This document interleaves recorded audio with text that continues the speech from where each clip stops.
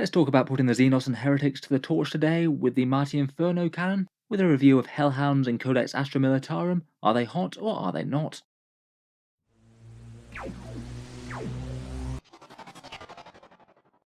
Hello and welcome back to Auspex Tactics, where today we're continuing in our Astra Militarum unit reviews, and today I thought it would be interesting to take a focused look at the Hellhounds, the trusty and murderous fast attack vehicles of the Guard, who can dispense with little niceties like having to roll to hit the enemy, and just get a whole load of auto hits with their savage flame and chem weapons. In the video we'll talk over the datasheet on weapons, compare a few of the different damage outputs, talk about a few obvious buffs and synergies for the unit, and then finish up with a few thoughts as to how to use them in game and whether or not they really compete all that well with the other units in the Guard Codex. Plenty to talk about, so let's jump straight in.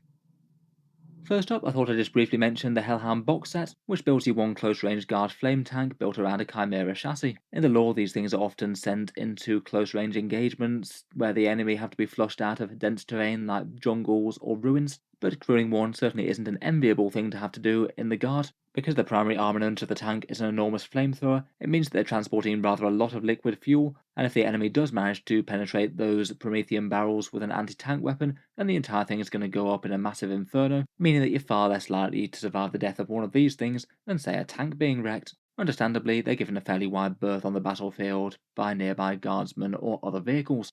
The kit itself is £35, £42.50 or $55 from Games Workshop directly.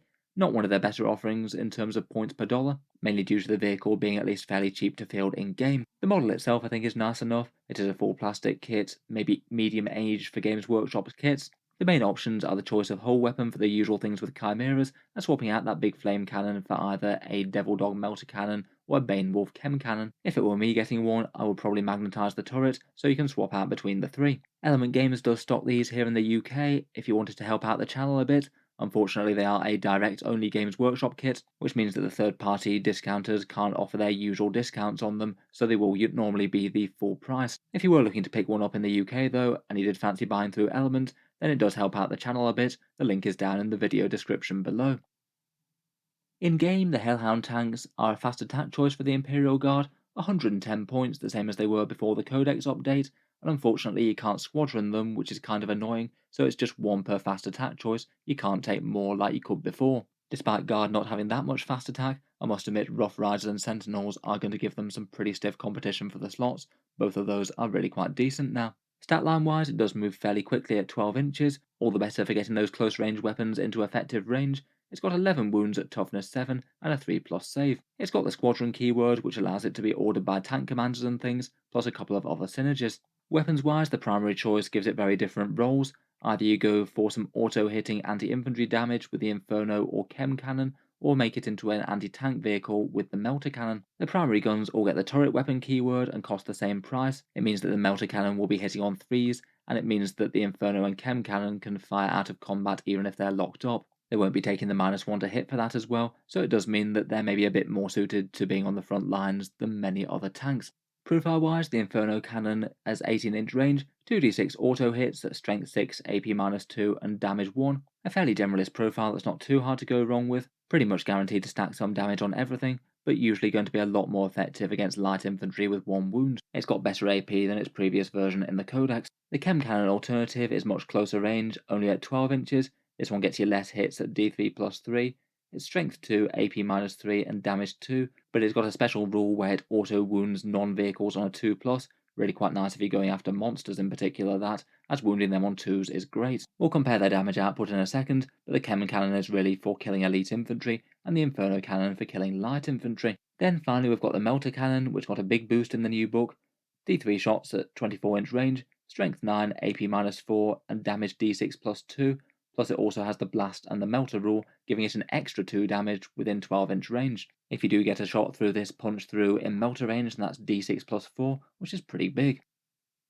Then in terms of upgrades and things, it's got the multi-melter option on the hull, which is different to most chimeras. For an extra 10 points you can pack one of those instead of a heavy bolter or heavy flamer, which I think is fairly balanced for the points cost, to be honest. Kind of take or leave really. I think I could honestly run any of the 3 hull mounted options.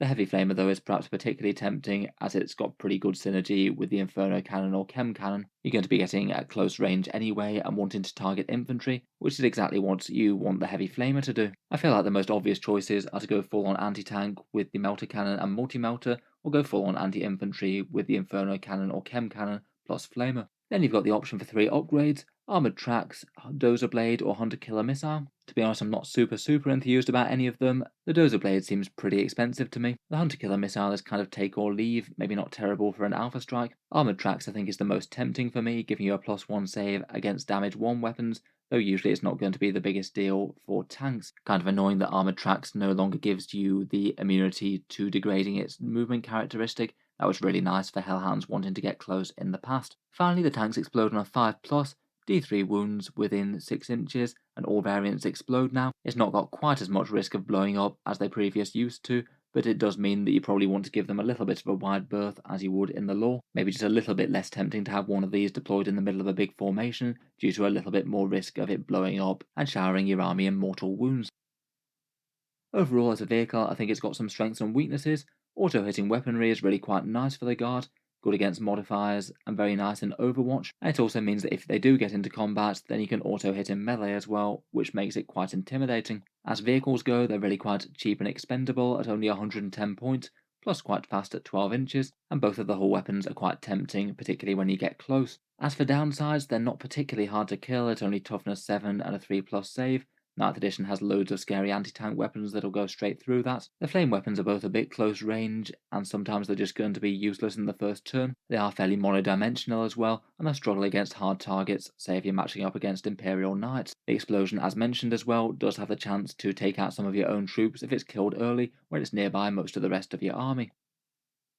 Getting onto a bit of damage comparison next, and first up I thought we'd take a look at the Inferno and Chem Cannon's profiles and weigh them up against each other. It is kind of expected, to be honest. The Inferno Cannon is better against 1 wound infantry and the Chem Cannon against multi-wound infantry. For example, the Inferno Cannon kills 6 guardsmen and 4 or 5 orcs, where the Chem Cannon gets 4 guardsmen and around 4 orcs. They're almost exactly even when they're targeting something armoured and 1 wounds like the Adeptus Auroritas, and then the Chem Cannon starts winging out against harder targets. Things like Space Marines, it kills just under 3 of them, rather than the just under 1 from the Inferno, and does 3 wound Terminators rather than the 1 or 2 of the Inferno cannon. They're both generally fairly rubbish against vehicles, averaging 1 or 2 wounds with each burst of fire. Overall, the Hellhound wins against light infantry with around about 20 to 50% extra damage output over the Bane Wolf, and the Bane Wolf gets around about double or more damage against heavy infantry, though admittedly the Bane Wolf does have shorter range. Overall, I'd say due to that shorter range, I feel like the two are at least relatively well balanced. The Bane Wolf I think wins for raw damage output alone, but then needs to get closer so it might not be able to get range on exactly what it wants to. Overall, I'd rate them as both usable. I feel like if I had to fill one myself, I might be a bit more tempted to try out the Bane Wolf, but honestly I really think that there's not a lot in it. Otherwise, for the anti-tank Devil Dog, I thought it would be interesting to weigh it up against a Russ, and here's the rough damage output for a Devil Dog with Melter Cannon and Multi-Melter on the hull. You could roughly expect 2 dead Space Marines, 1 dead Terminator, around about 7 to 8 wounds against a toughness 7 vehicle, or an average of 4 or 5 against a toughness 8 vehicle with a 5+ invul and damage -1. Those values are outside of melter range, so that's at 24-inch strike range. Of course it gets that extra bit nastier when it's within 12 inches, and you're getting +2 damage on both weapons. I thought just weighing it up against a Lehman Russ, I thought perhaps the most logical thing would be to compare it to a Demolisher Russ with melter sponsons, and also a las cannon on the hull. That tank could be 175 points compared with the Devil Dog, which is 120, and I've weighted the numbers here to be down to 120 points to make the two directly comparable in terms of efficiency. Overall, the damage output isn't too badly balanced, though I do think that it's a slight win for the Demolisher. You do a little bit better against things like Terminators, killing 1 or 2 rather than 1, and a bit better against really hard targets like the Toughness 8 vehicle, the damage D3+3 of the Demolisher cannon winning out a bit against that, and the average 4 or 5 wounds versus the 3 or 4 of the Devil Dog. Overall durability again isn't too badly balanced either. Say against las cannons, it's pretty much exactly even between the Devil Dog and the Russ in terms of points killed per shot, but there will be a disparity between some things. Anything that's strength 8 or strength 7 that's targeting the unit will do significantly better against the Devil Dog than the Russ, and I would say that it's probably a win for the Russ on the durability front as well. Overall, when you add it to the ease of fielding them, as you can get Russes in squadrons but you can't get Devil Dogs there, I feel like the Ross probably wins overall for this role, but I would bear in mind that maybe sometimes the Devil Dog might just fit better into army construction. If you do want a vehicle killer at 24 inches and you don't have 175 points spare, the Devil Dog is still looking very attractive. It's a fair bit more expendable and maybe a bit better to have on the front line. And really, numbers wise, it really is very close to the Ross, both in terms of damage and defense. I don't think you're losing out too much by taking one over the other. Moving on to buffs and synergies. First up, one way that you can get a bit more out of them is getting a regimental doctrine on them, and perhaps the most obvious good one to have on these things is the plus 4 inches range regimental doctrine. Really nice on that Bane Wolf Chem Cannon going up to 16 inches, helps out hull heavy flamers, and the melters certainly won't mind it as well. 14 inch on melter range and 28 inch effective range in general. I feel like these close range tanks are going to be a lot more viable if you're running with that doctrine. Otherwise, I'd say that Born Soldiers is a bit less relevant on these things for the most part. They don't roll to hit, so they can't get the auto wounds. A bit less attractive if you're running that regimental doctrine, say compared with Rotters. Armoured Superiority is interesting for them. This one allows them to count as more for objectives. Not bad for a tank that's going to be going into the midfield. Plus the keyword's helpful for a couple of stratagems as we'll get onto. Elite Sharpshooters is pretty nice for these as well. A single hit reroll is really nice for the Melter Devil Dog on the turrets or just on the hull. And I think Swift as the Wind is particularly interesting as well. Again, it helps them get in range. An extra plus 2 inches movement will again be very helpful getting close range guns into the enemy. Theoretically, with Swift of the Wind and plus 4 inch range, it means that you could have a tank moving 14 inches and then also strike it at 16 inches with its 12 inch range weapons. It'd be hard to keep an infantry squad safe from the Bane Wolf with effectively 30 inches of effective range there. Next up, we've got mechanised orders, potentially from a tank commander. Perhaps the biggest issue is whether or not you can afford a tank commander for cheap units like this, but if you can, then I feel like they can make some pretty decent use out of lots of the different orders. Again, with the short range tanks, maybe one of the most interesting is the extra movement. The one for plus 2 inch move, plus counting as stationary if advancing, again could get them there very quickly. 14 plus d6 inch movement will get those heavy flamers and chem cannons in range if you need to, so it's quite nice if you're sending them zooming off on their own. The reroll ones to hit is good on the Devil Dog, but less so on the others. Objective secured is pretty nice if you want to throw one onto the front lines, maybe to its death. That could combine very nicely with 5 models from Armoured Superiority as well. Pinning fire could also be an interesting situational one for the Hellhound maybe. It's very likely to stack up those 5 auto hits, so it could be quite nice if you're going to apply that to an infantry Death Star perhaps. Otherwise, character-wise, I don't really think that you want to bother investing in them that much. The Tech Priest might be the next most logical pick, but he's going to struggle to keep up with them moving so fast and wanting to zoom towards the enemy. Finally, for buffs, we've got the stratagems. In general, I feel like maybe Russes are going to be a bit more tempting to buff with stratagems and things, as these things are a bit cheaper, but definitely there could be some good situational ones. If you're using Armoured Superiority, I feel like 1 CP to fire the turret on death is pretty massive. Provided you've got at least something that they're good against within close range, then that's going to be almost auto use. The enemy really isn't going to want to get hit by scary guns like that in their own turn. These are tanks that are quite likely to die in the midfield early on in the game. In the right situation, you could be spending 1 CP to barbecue a crucial enemy squad that's just about to charge your tanks or something. Very nice, and that's certainly something that your opponent could get surprised by. For 1 CP, there's acceptable losses. This allows you to fire into melee against a platoon unit. Somehow they've managed to make auto-hitting flamers one of the best things to use this, as it guarantees not to hit your own troops. I'm not sure quite how that works when you're dousing your foe in Promethium. A bit of a quirk of the rules there. Still though, if your troops are locked up by enemy light infantry, then dousing them with a Hellhound's flame cannon seems like a pretty reasonable way of clearing them out. Otherwise, there's 1 CP for smoke launchers for a -1 to hit, not irrelevant if they're going to be exposing themselves early, and a 2 CP for -1 damage, which you can only use if you're using Armoured Superiority. If they're about to get shot by a whole lot of damage 2 weapons, could be worth it. Depending on the amount of guns that the opponent has to throw at them though, it might not save them. Out of these, I'd say that Vengeful Salute is by far my best. It makes Armoured Superiority quite a lot more tempting if you are using armoured units. So how would I go about fielding a Hellhound tank in game then?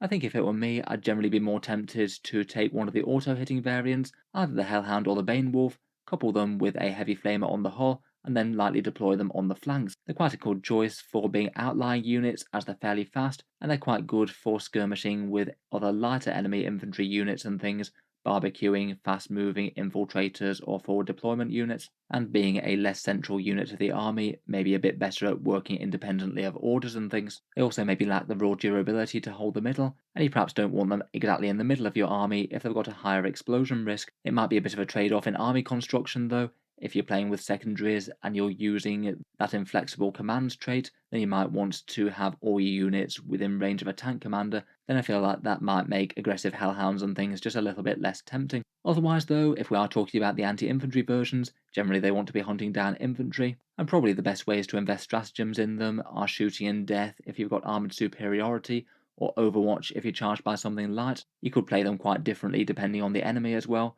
either as more expendable screens as a distraction if you're playing against a whole load of heavies like knights, or actually use them very carefully and try and have them as your primary damage dealers if you are playing against a lot of one wound infantry, maybe something like Craftworld Eldar. So going back to the video title, are Hellhounds hot or not at the moment? As mentioned, I just don't think that I'm super sold on the Devil Dog. It seems like it's kind of flatly outcompeted by one very specific loadout of Russ, and even then I'm not convinced that that's the most optimal version of Russ. You might be more tempted by, say, Executioners with plasma cannons that are a bit more generalist. Doesn't seem unusable though, just maybe a little bit overshadowed.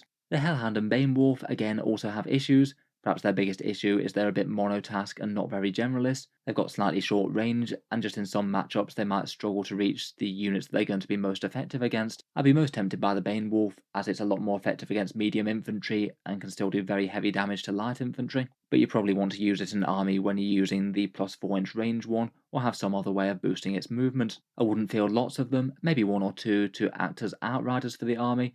I feel like for general frontline battle tanks, you're probably wanting things like Lehman Russes buffed by tank orders. Slots might also be an issue as well. It depends on exactly what units you're running, but cheap forward deploy sentinels seem pretty excellent to me, and it's hard to pass up those shiny new Rough Riders as well with the crazy melee damage that they have, both of which are really nice to field in small units and really might want to hog the fast attack slots that you have available. Overall, I feel like this might add up to Hellhounds being somewhat overlooked in the new Codex, though compared with the previous book, I think they're a lot more tempting than they were before. They've definitely caught up a bit, and they've got a fair few interesting synergies, like easy ways to convert command points into more shooting phases, either with Overwatch and the Vengeful Salute. Let me know what you think though. Will you be tempted to put Hellhounds on the table in the new Guard Codex, or will the Rosses or other damage dealing vehicles get your vote?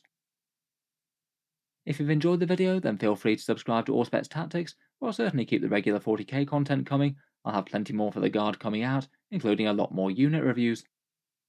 Finally, if you have been enjoying the videos on the channel, I would just like to mention that Auspex Tactics does have a Patreon page as well, and you can find that links down in the video description if you want to help support and keep them coming. Channel patrons do get a fair few advantages, seeing certain videos early, regular votes to see what sort of things come next on the channel, and automatic entry into the regular prize giveaways with the chance to win some big model kits each month. If any of that sounds good to you, or you'd just like to help support, the link is down in the video description. In any case, a massive thank you for listening, and I'll hope to see you guys next time.